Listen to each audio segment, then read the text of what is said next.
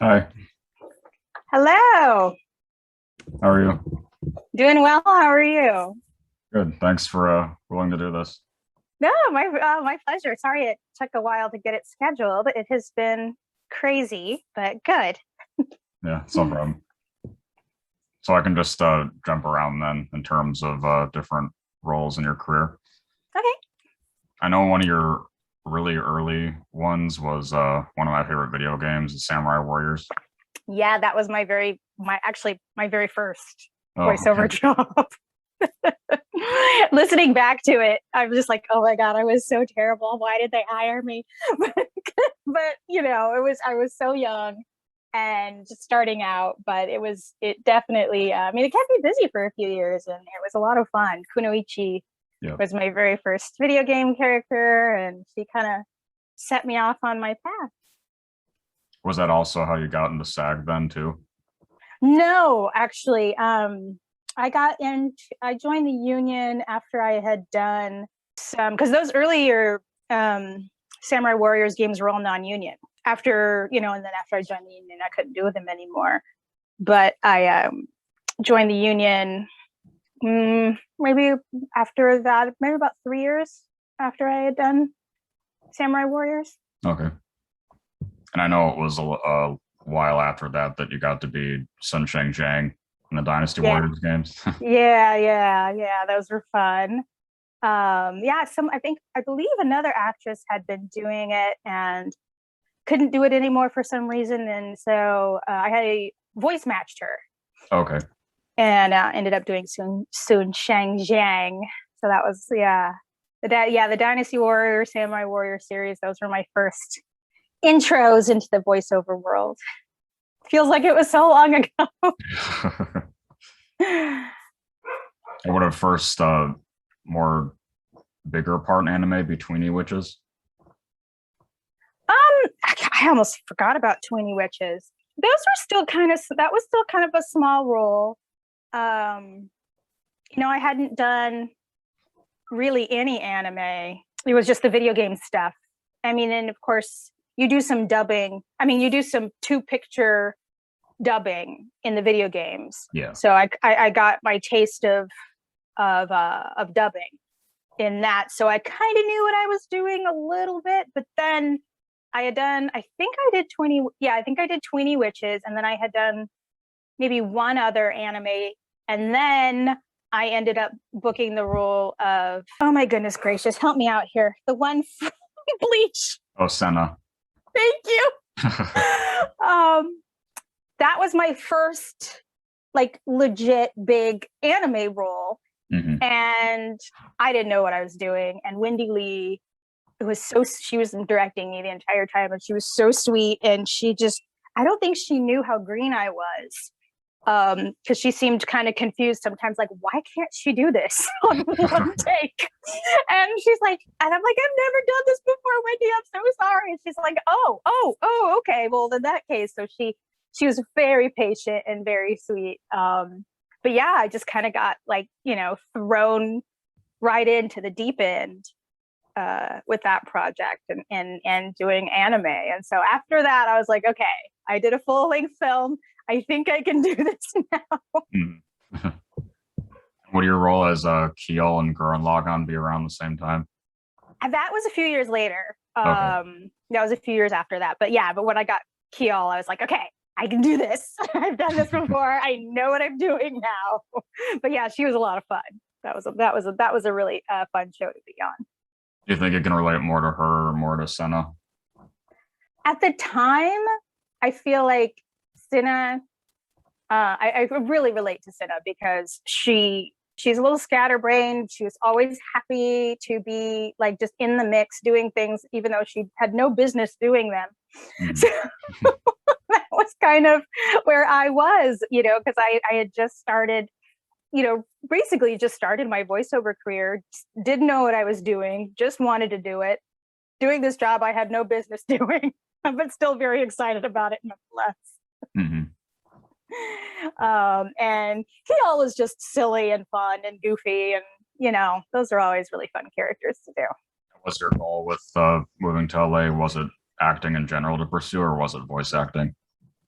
I came to LA. I went to UCLA when I was 17 and was pre-med. Oh, okay. I went to UCLA on a track and I was running track and cross country. And so I was an athlete there. I was running track and cross country for them, got injured, had to kind of hang that up and did my best to focus on my studies. Barely graduated by the skin of my teeth, and got a job working as a microbiologist and molecular geneticist, and decided I wanted to take a voiceover class just to see what it was like. And I loved it, fell in love with it. Mm-hmm. So I was already here, just on a different path.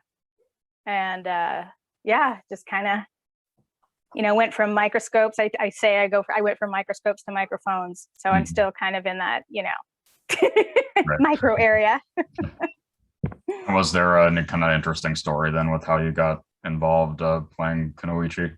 I found at the time, I feel like I got in to the industry at a time when voiceovers has always been very competitive, but it was at a time when not everyone had a laptop and a microphone. So it was still a lot of like pounding the pavement, sending out CDs. Remember those of your demos? Yeah. To agents and casting directors and producers. And so I did a lot. I just worked my butt off to get myself out there, because I knew, it was the same thing. Like when I was an undergrad and getting internships at hospitals and medical facilities, you have to tell people who you are and what you want to do. And you can't just expect to, someone to offer you a job. And, I was just like, I sent out resumes. I put that same work ethic toward becoming a voice actor, and I also found too, sorry to backtrack. I also found too that people that I did meet who were in the industry found it very refreshing when I told them I wanted to be a voiceover actor, because I took on-camera classes too, just to kind of see what that was like. I did a few on-camera projects, not for me, wasn't my thing, did not enjoy it one bit. I would always ask whoever I could on set, hey, I really want to do voiceover. Who do I talk to? And people were so willing to help me. People were just like, oh, that's what you wanted? Oh, okay, here, let me introduce you to this person. Let me give you this person's phone number. And that was really interesting. That was really interesting that people found it very refreshing. Just like surprising, I think, because everyone wants to be the next star, be on TV. And I was like, no, I just want to do voices. And so people were really willing to help me, and introduced me to a couple of people, met the crew who was doing the English casting for Samurai Warriors, and auditioned and got the job. One of my signature questions that I always like asking voice actors too is what's the most emotionally involved, intense headspace you've had to get into for a voiceover role? Oh gosh, I'd have to say it was definitely Metal Gear Solid. That was a really, really hard project. It took me by surprise how hard it was. It was so much physicality, a lot of vocal strain. And this was before the actors had fought to limit sessions like that to 2 hours. It was still a 4-hour session. Yeah. I just remember almost passing out in the booth. Like, it was so hard. I was very proud of the work that I had done, because like I said, anything compared to that is just like piece of cake. You want me to scream for 2 hours? I got you. I've done this for 4 hours. I can do this. And having to die, and attack so many different ways. Okay, like now you're being strangled. Now you're being garroted. Now you're being shot and garroted. Now you're being electrocuted and shot. Now you're on fire, and then you get shot. So it's just like, I'm not kidding when I say like dying 27 different ways. It was so many different things. And I lost my voice and couldn't work for a week after that. Because it was that taxing. But I'm, like I said, I'm glad I did it. I'm very proud of the work that I did in that game, and anything compared to that now is a piece of cake. So it definitely prepared me for all the other stuff that I do now. How about with anime? If there's been a instance where you've had to get that involved with anime so far? I mean, Senna was definitely a challenge because Okay. I didn't have a whole lot of acting experience, and she was the female lead basically in this film. And she had to have some, even though she was like this fun character, she had to have some emotional range. And that was hard for me to get to because I hadn't had a lot of experience as an actor before. So I found it very challenging. And I was not familiar with the story of Bleach and the characters. So I was getting to know her as I was voicing her. And there were some times when I didn't understand why she, why is she sad? I'm just supposed to just be sad. I don't know why, because I don't really know, like the whole lore of Bleach. And so that was very challenging. And I just had to tap into some emotions that, were hard to bring out. And I was pregnant at the time. I was also experiencing a lot of morning sickness when I was recording. So I would have to often take a break and go throw up and then come back. Oh wow. So that was a lot. That was really hard too. Yeah. Good times. This is not more recently, but what was your experience playing Aranis in Fire Emblem? Oh, of course, Aranis. And I do not mean to sound like an asshole being like, oh, I've done so many roles, I can't remember. No, that's not at all what I mean. I just, I was trying to remember which project this was. I mean, they all are very near and dear to my heart. I love every single one of them. And I'm so grateful to have so many that I can't keep track of them all.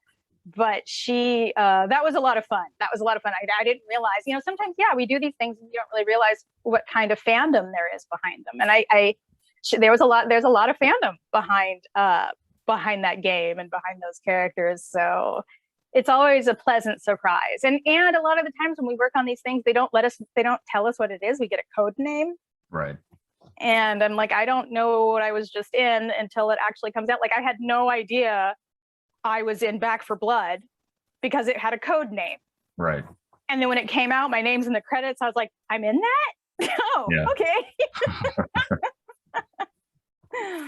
Is there more of a affinity with your fun characters in the Neptunia games? Those were fun, yes, because those are always, I think all the Neptunia stuff we did through, I believe that was Bang Zoom. Yeah, those, again, that's another one of those things that I think I remember doing it, had no idea what it was, and then it comes out, and then you're like, and then fans are like, oh, hey, love doing this game. It's like, oh, thank you. What game is that? I don't know. I gotta go look. I know it says that you got to do incidental stuff in Kingdom Hearts 3. Is there a story with that too? Oh gosh, no, that was just, I have found over the years is that I've done my best to be very positive person. and I really am so excited with every job that I get. And I had worked with that team before on something else, and that was one of those lovely things that kind of comes back around that says, okay, we need some incidental voices. Who can we just get without having to audition? Sometimes the casting director's in a bind, and they're like, oh, let's get this person. We know they can deliver. We know they're a good actor. Let's just throw them in. And that was one of those jobs that, they know, you're versatile, you're easy to work with, you're going to show up on time, you're going to do a good job. Mm-hmm. So that was lovely. That was a lovely project to be able to work on and just, have that come to me without having to audition for it. Right. Yeah. I know it was a similar situation with Sailor Moon, but were you already aware of what Sailor Moon was? Yeah, I was aware of Sailor Moon. Loved it when I was a kid, or in high school anyways. And yeah, it was like getting that, getting to be just a little itty bitty teensy weensy part of the franchise of Sailor Moon was a lot of fun. I really dug that. And same with I've never really had like a big role in like any of like those big franchises, but just even get to be part of it. Like I'm looking right now at like when I got to do Sailor Moon, and then I got to do Berserk. Like I'm Right. just looking at some of these fun, anime game, or anime type things. Oh, there was another one I was thinking of. Oh, Naruto. I got to be a character in Naruto. Like, these shows just have longevity and so many fans, and just even getting to do one line or one character for them has been a lot of fun. Mhm. And so when you got the roles in Aggretsuko, who would you audition for? I auditioned for almost all of the female characters. I think I'm the only one who got double cast Okay. for two main characters, which is such an honor and just so amazing, and just really cool to be able to, to go from one to the other in the same session, and they're both, kind of main characters, and so I remember auditioning for, I did, Aggretsuko, of course, and Tsunoda was my favorite character, so I was so happy to get her, if nothing else. And then Gory, of course, and a lot of the times you don't really know. You do get to see the original Japanese and kind of get the hint what the voice print is, but then be able to bring your own spin to it is a lot of fun. So yeah, I think I just remember auditioning for I think at least 5 or 6 of the female characters. Okay. Do you think that you relate more to Gory or to Tsunoda? Oh, Tsunoda for sure. Yeah. Oh yeah, for sure. And then you got to be the lead to Natsumi, Diary of Breakwater. Right. Yeah, that was fun too. That was a fun show. Super cute. She was a challenging character for me, because I remember when I was auditioning for her, I believe my throat was a little raw, so I sounded a little huskier than I normally do. Oh, And so, they always tell you as a voice actor, don't do a voice that you don't think you can sustain. right. And when I ended up booking the role, of course, I was like, oh, no problem. I can sustain this voice. No, I had such a hard time. It was such a challenge. And just, I don't know why, for some reason. And it wasn't just the huskiness and her rasp that she had. I just had a really hard time, I think, connecting with her and just staying in that character. But again, thank God my director was super patient, super sweet with me. I really have to measure, okay, can I maintain this voice for, however many episodes? And I'm not going to do that to myself again. Mm-hmm. What is the case where you've had to alter your voice the most for a voiceover role so far? Probably that little rat from Pirachu from Pirachu. Okay, yeah. He's the hardest one. He's really hard on my voice, and I don't even know how I ended up. I don't even know how I ended up booking that job. I don't remember auditioning for him. They just gave it to me, and I, did. It might have been another one of those situations where maybe I was coming off of a cold or something, Mm-hmm. and did this character voice. And they're like, great, let's do it. And then I have to recreate it for however many sessions for this game. And it was tough. And God love him, but I hope I don't ever have to do him again. I know one of the most recent anime projects you got to be part of was in one of the Fate movies. Yeah, that was neat. That was another Bang Zoom project. I believe the casting just called, I might have auditioned for a main character. And that's another thing too. Like you'll audition, for main characters and you don't get them, but then they'll bring you back for an incidental character or a smaller character. And I think that was the case here. Okay. They needed Nita Chris, and they're like, oh, let's give, GK can do this. It was great. She's beautiful. Like I love voicing. Who doesn't love voicing gorgeous characters? And she's just, and I can't remember. I don't really know a whole lot about the story, but I'm also part Egyptian. So I was just like, oh, I actually get to play this kind of like Egyptian-ish character. And, and she was fun. And it was basically my own voice. I didn't have to alter her. A lot of fun. And she was just yeah, like I just couldn't get over how gorgeously drawn she was. Right. Yeah. So is there anything else upcoming that you can safely talk about, or is it mostly NDA? I mean, it's all, it's mostly NDA, but I mean, it's outside of the anime world. Cookie Run Kingdom just came out. Yep. That was another one that I didn't realize had such a huge following. I get to play with legendary Moonlight Cookie, and that was fun. I don't even think she's been released yet. I mean, I know the game's out, but I don't think my Cookie's been released. So exciting to actually get to play, Polynesian characters, Native American characters, Egyptian characters, Arab characters. And, just this month, it's just been very special to me. I mean, I mainly, I'm a big ethnic mix, but I mainly identify, as Polynesian, Native American, Southeast Asian, and Arab. I've been able to do several Native American, Native Hawaiian, which is what I am, and Southeast Asian characters, and it's been very, very healing to see those characters.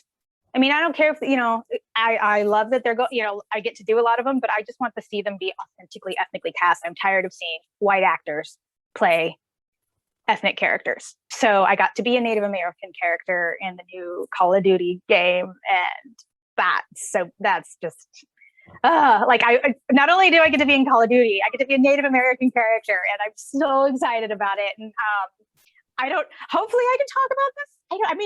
I think it's out. I think it's been announced. Okay. Hopefully I won't get in trouble. But it's I'm not gonna say her name or anything. And I honestly don't know productions of Call of Duty. Yeah. I'm not sure which one I'm in.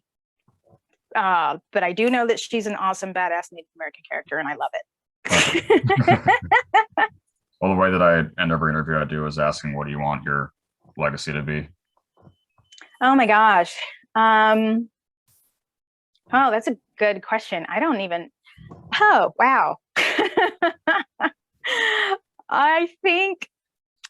I hope my legacy will be that I was a,